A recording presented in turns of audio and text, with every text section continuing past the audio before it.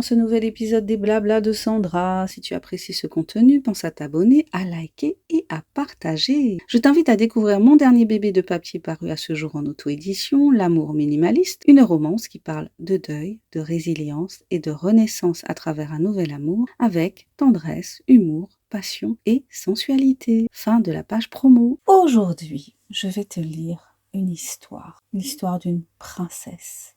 Mais pas n'importe quelle princesse, une horrible princesse.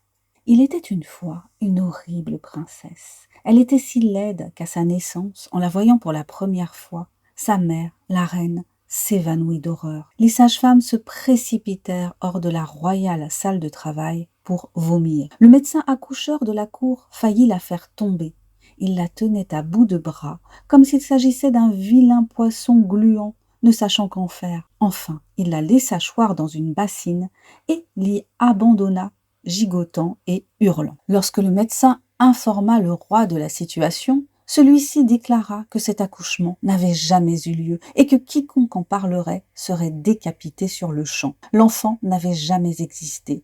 Officiellement, la reine avait fait une fausse couche. Cette décision s'avéra d'autant plus sage qu'à son réveil, la jeune maman ne se souvenait plus qu'elle venait d'accoucher. Son esprit avait si peu apprécié cette expérience traumatisante qu'il avait purement et simplement décidé de la balancer aux oubliettes. Le roi ordonna au médecin de se débarrasser de l'enfant par le moyen qui lui paraîtrait le plus adéquat. Bien entendu, il refusa de la voir.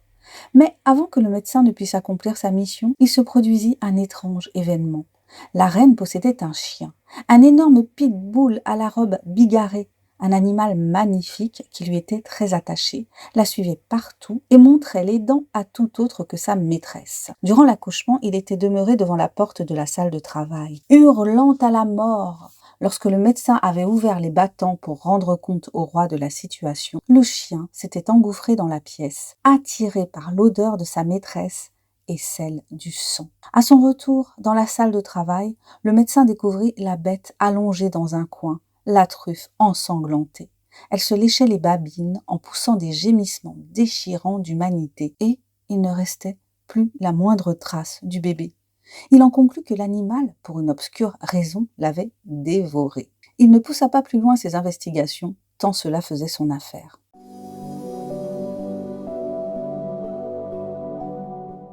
Elle aime souffler sur le tissu qui dissimule son visage, le faire gonfler. Elle promène ses mains sur et sous le masque à la texture douce et élastique. Il est comme une seconde peau, avec 2 ouvertures pour les yeux et une pour la bouche. Une pluie d'orage cogne contre les carreaux et elle n'entend pas le bruit de la clé qui tourne dans la serrure. Elle aime la pluie. Elle ouvre une fenêtre, tend les mains et laisse les gouttes tambouriner sur sa peau. Elle frotte ses mains mouillées l'une contre l'autre. Elle écoute. Elle a l'impression que la pluie lui parle. Son geôlier ouvre la porte.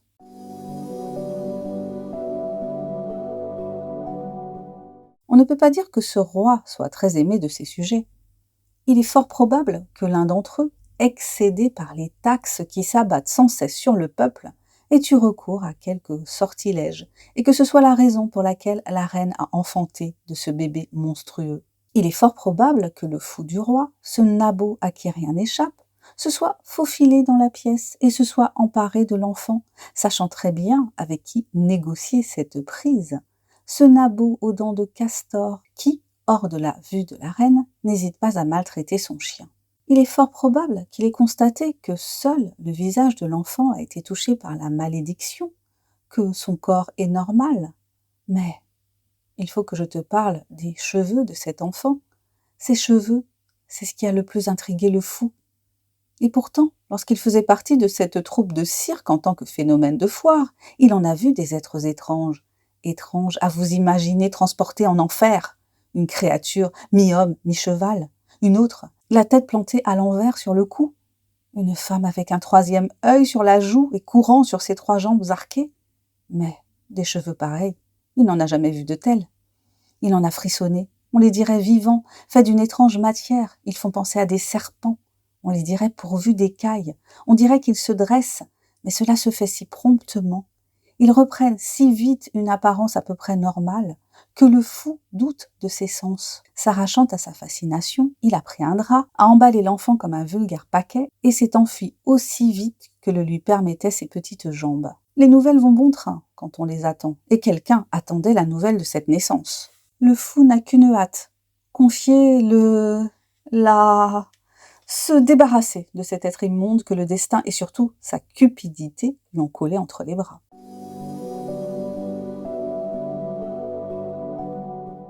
Même s'ils s'interrogent sur les bruits qui leur parviennent de cette pièce dans laquelle on ne peut pénétrer que sur ordre du marquis, les domestiques ne posent pas de questions. Ils savent ce qu'il en coûte d'être trop curieux. Au mieux, le renvoi, au pire, la mort. Ils ne sont au service du marquis que parce qu'il les paie royalement. Ce salaire a un prix, celui du silence. Pas de remarques, pas de questions, ne pas parler à l'extérieur de ce qui se passe à l'intérieur. Ce salaire a un prix, celui du secret.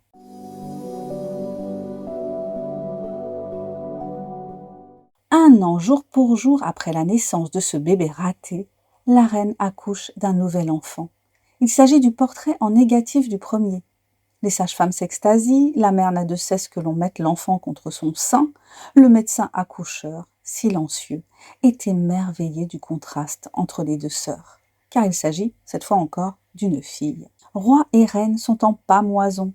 On fête l'arrivée de cet enfant de manière fastueuse. Tout se passe bien jusqu'à ce que... Je suis sûre que tu vas me dire que les fées se sont penchées sur son berceau, que chacune lui a donné une qualité et que... Et que quoi ? Bah tu sais bien, le truc habituel, la vilaine fée que l'on a oublié d'inviter pointe le bout de son nez et jette un sort à la princesse. Toujours la même histoire, quoi. Soupir. Puis-je continuer ? Ouais. Je disais donc, tout se passe bien jusqu'à ce qu'un vilain marquis entre dans la salle du trône, alors que la jolie princesse est présentée à une foule de courtisans, tous plus lécheurs de haut de chausse les uns que les autres. J'ai oublié de te dire une chose, le roi déteste ce marquis, et le marquis le lui rend bien. Et pour cause. Le marquis est soupçonné par le roi d'avoir obtenu les faveurs de la reine, d'avoir été son amoureux, si tu préfères. Bien que le roi n'ait pu avoir aucune preuve de cette trahison, il est le marquis. Le marquis, donc, dûment annoncé, pénètre dans la salle du trône, portant dans ses bras un étrange personnage. On dirait une poupée, mais sa tête est couverte d'un capuchon de tissu, comportant 3 ouvertures, 2 pour les yeux, une pour la bouche. Ce que l'on voit à travers ces ouvertures n'est guère engageant. Les yeux sont globuleux, les paupières d'une teinte étrange qui tire sur le verdâtre, et la bouche semble inexistante dans la fente qui devrait la laisser paraître. En dehors de ces bizarreries, le petit être est vêtu d'une exquise robe de dentelle et de soie, et ses pieds sont chaussés de minuscules souliers de dentelle et de soie également. Ses mains sont potelées et adorables. Quelques-uns pensent qu'il s'agit d'une poupée, mais le petit être bouge.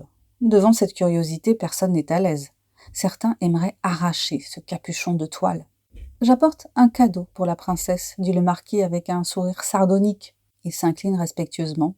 L'air dans la salle du trône pourrait être découpé à la hache. Personne, excepté le marquis et la créature qu'il porte dans ses bras, ne parvient à respirer correctement. Je suis sûre que... Tu es sûre que quoi ? Tu dis que c'est une histoire vraie ? Je te garantis qu'il s'agit d'une histoire vraie. T'ai-je déjà menti ? Non, mais... Mais quoi ? Évidemment que c'est une histoire vraie, c'est un peu mon histoire que tu racontes là. Tu crois que je ne la reconnais pas ? Le conteur se lève avec la lourdeur qui le caractérise. Il prend appui sur les accoudoirs de son énorme fauteuil. Dans le bois au-dessus du tissu damassé qui habille le dossier, les armoiries du château ont été sculptées avec un réalisme inquiétant. Un caducée dont les serpents semblent prêts à jaillir.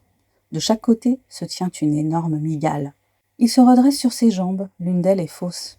Il n'a jamais voulu lui dire où il l'avait perdue, mais elle a entendu une domestique au rire haut perché, l'une des rares à rire dans ce château, l'une de celles qu'elle n'a pas entendues depuis un bon moment d'ailleurs, parler en chuchotant de sacrifice.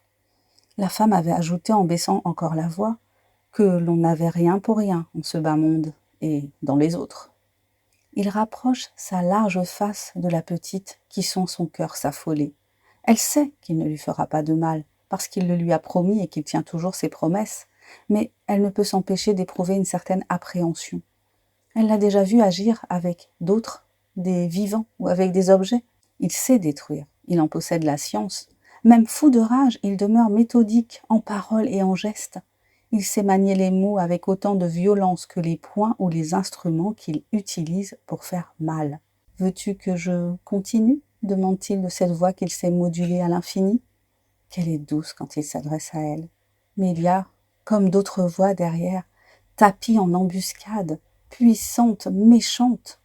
« Je ne te ferai jamais de mal, dit-il soudain.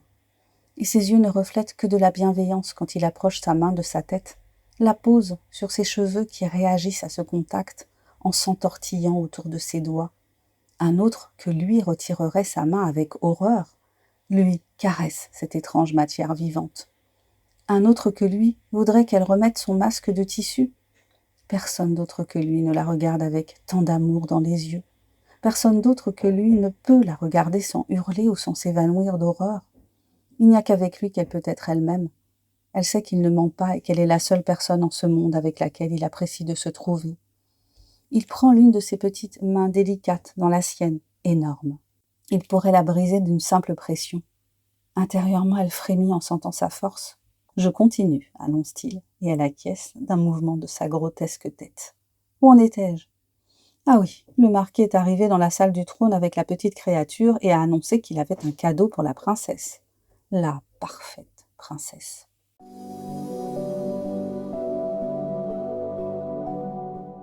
J'aurais tant aimé la connaître, jouer avec elle. Peut-être m'aurait-elle accepté, peut-être m'aurait-elle aimé malgré tout. Nous étions sœurs, après tout. Ses yeux s'emplissent de larmes. Une larme glisse sur sa joue, et il la recueille avec délectation dans une fiole en verre qu'il referme avec soin. Objet aussi fragile que la main de la petite dans sa grosse pogne, aussi ridicule de fragilité. L'horloge égrène 9 coups. « Ah, dit-il, il est tard pour une petite fille comme toi. Il est temps d'aller au lit. » Il sonne la femme de chambre.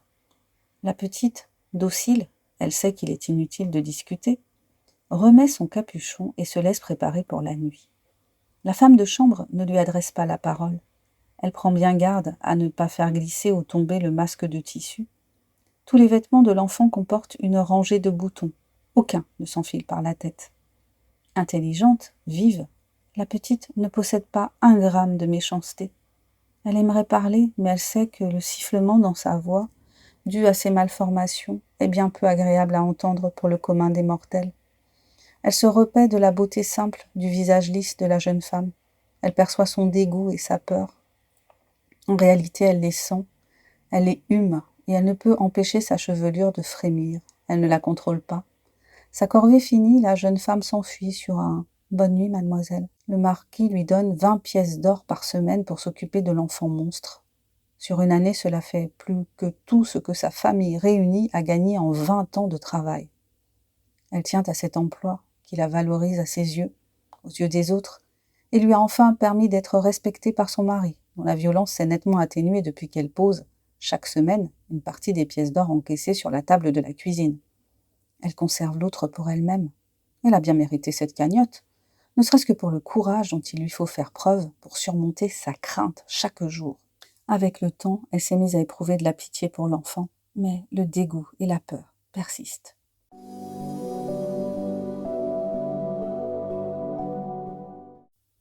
Le marquis descend lentement les marches qui mènent à son laboratoire secret, là où nul autre que lui n'a le droit de pénétrer. Il s'arrête un instant, réajuste sa jambe artificielle. Ces imbéciles croient qu'il a pactisé avec Dieu seul sait quel démon et a échangé sa jambe contre quelque pouvoir occulte. S'il savait.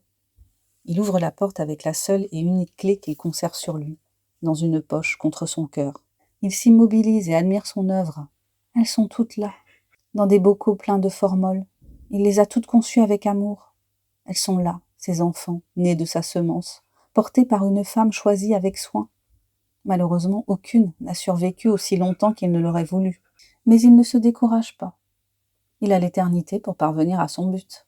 La petite là-haut a déjà 6 ans. Lorsqu'elle sera profondément endormie, il montera, lui fera une piqûre afin qu'elle ne se réveille pas, et il s'assurera que tout se passe bien, que son organisme accepte tout ce qu'il lui donne, l'intègre. Il passe une main aimante sur chaque bocal, il y en a une 30aine. Ce sont ses créatures. hybride magnifique, mi-femme, mi-serpent, la race de demain. Il prend le flacon de larmes, en verse une goutte sur une lame de verre. À travers la lentille du microscope, de minuscules serpents grouillent. Le marquis sourit, satisfait.